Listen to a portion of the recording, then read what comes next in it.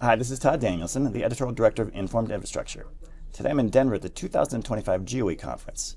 Joining me now again is Dr. Dominique Meyer, the CEO and founder of Looq AI. Thanks for talking to me today. Thanks so much for having me again today, Todd.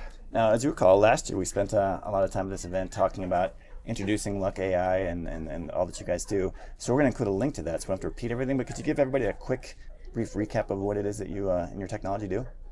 Yeah, absolutely. So Looq AI is a digital technology company targeted at engineering companies, survey companies, and utilities.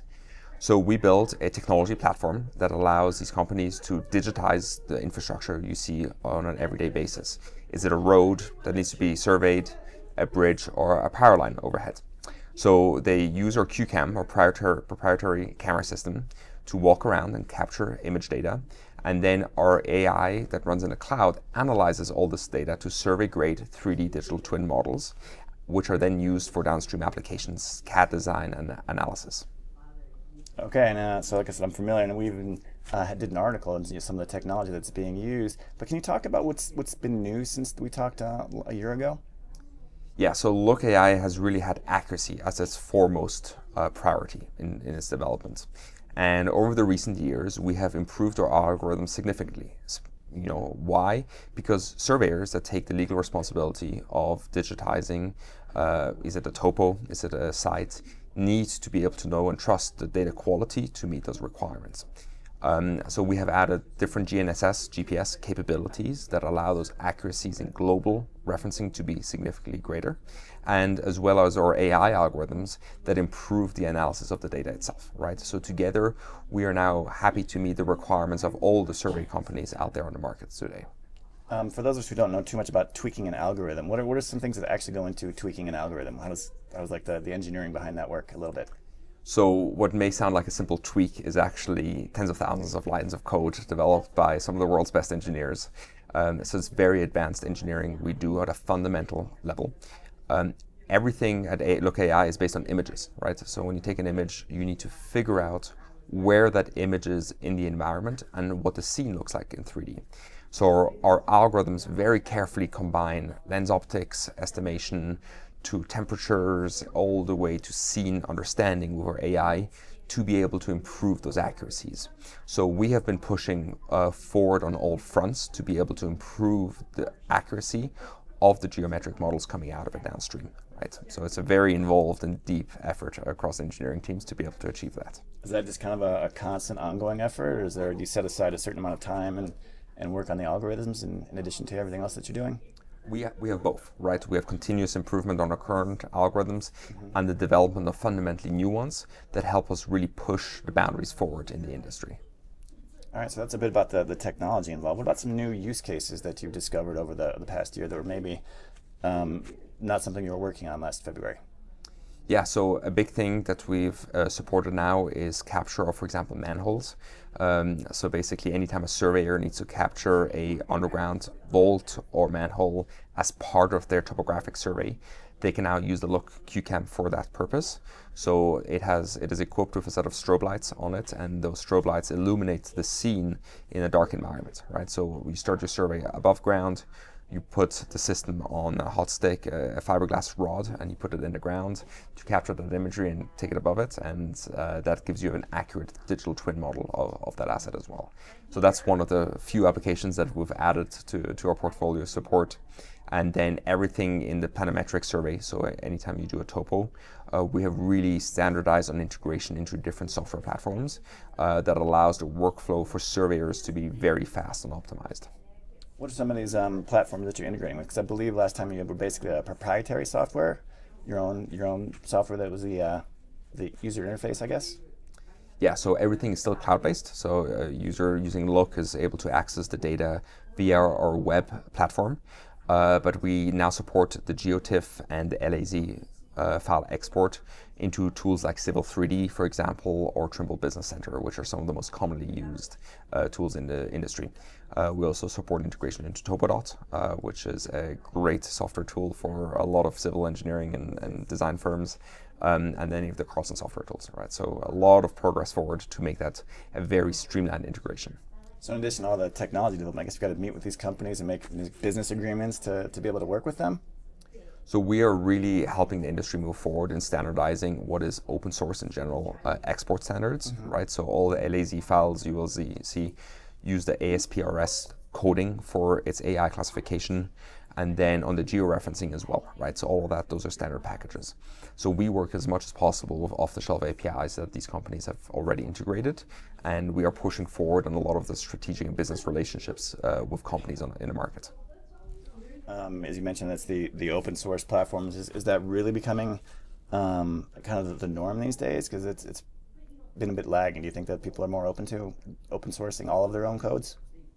I don't think a lot of the big companies are willing to open source the actual codes, but I think there's a lot of open source standards as it comes to data interchangeability and formatting, right?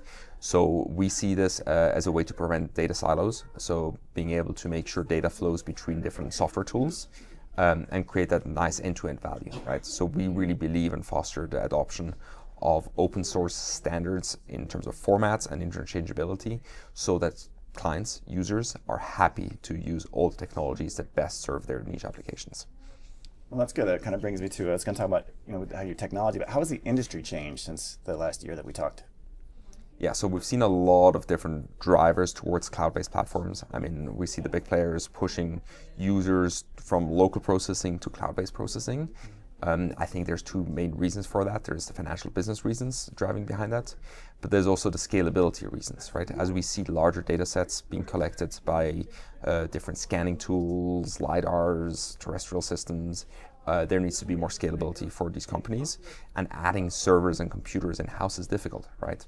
And that's something we take very dearly to our heart as well, right? Is making sure that users can collect dozens and dozens of data sets per day, not have to worry about the parallelism of processing, know that all of their data is going to be ready the next day, right? So this push as an industry at large to the cloud has really helped our users and clients focus on the scalability and ease of use.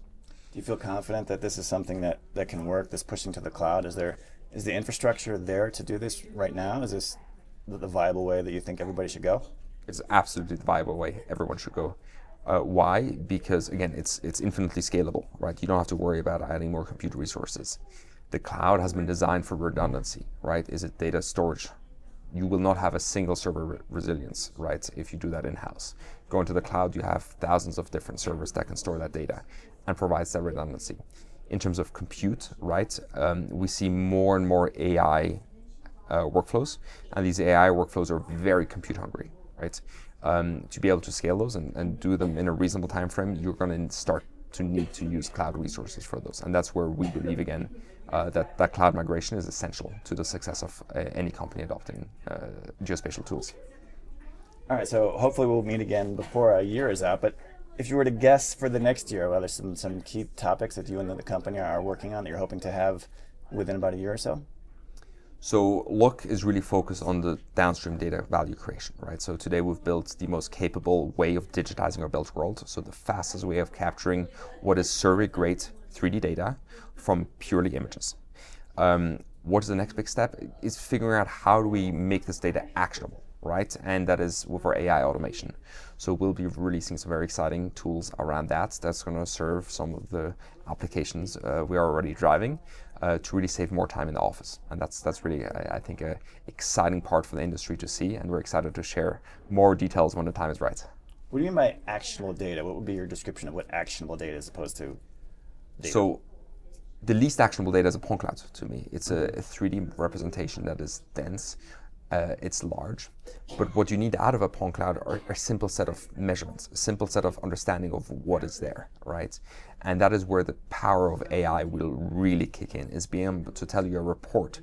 This is the state of condition of your asset today. You don't need to look at a point cloud. You don't need to look at an image. You need to look at a report, right? Or you need to get a simple set of measurements from it. And that is where I think there's a lot of value in being able to provide automation to get to those answers. Ideas on how you want to go about doing that besides the cloud? Are there other little tricks? Yeah, so a lot of it is based around the algorithmic development, right? So looking at how do we use these images intelligently, and that incredible 3D relationship which we have as part of the Looq platform. So there are many ways we're advancing this capability forward, and it'll drive real bottom line value in the businesses adopting it in the very near term. All right, so in addition to all the new technology and things you've got going on, I believe last time we spoke, you're relatively new to the CEO and founder journey. How's that been going? It's an absolute pleasure working with the world's most talented people. We've grown our team significantly to be able to push into the market faster. We have an incredible pathway forward to that growth. And doing so has really empowered me to really embody what is, I believe, the right technological approach to building a game-changing solution into the geospatial market. Are there any surprises along that kind of CEO journey that you weren't expecting that were either pleasant or unpleasant? Perhaps something, and before you got going on this, I'm sure you had ideas of what it might be like. How does it fit those ideas, or is it very different? Yeah, it's been an incredible surprise knowing how much the industry has been calling for our solution. So we are receiving phone calls, emails, inbound every single day from surveyors, from engineering companies that hear about us, right? And I would never have thought that in this short time period, we go from what we believed a cool technology would be to now a game-changing technology would be. And this has really, I think, taught me how to scale industry and the business at the same time, right? Being able to build our sales team, being able to build our product and support team so that we keep leading the market very quickly. Well, that's great, man. I've been a pleasure just to watch this, and we should keep on good luck, and hopefully we can talk again soon. Thank you so much for having me, Todd. I'm excited to share more as the company grows. All right, thanks, Tom.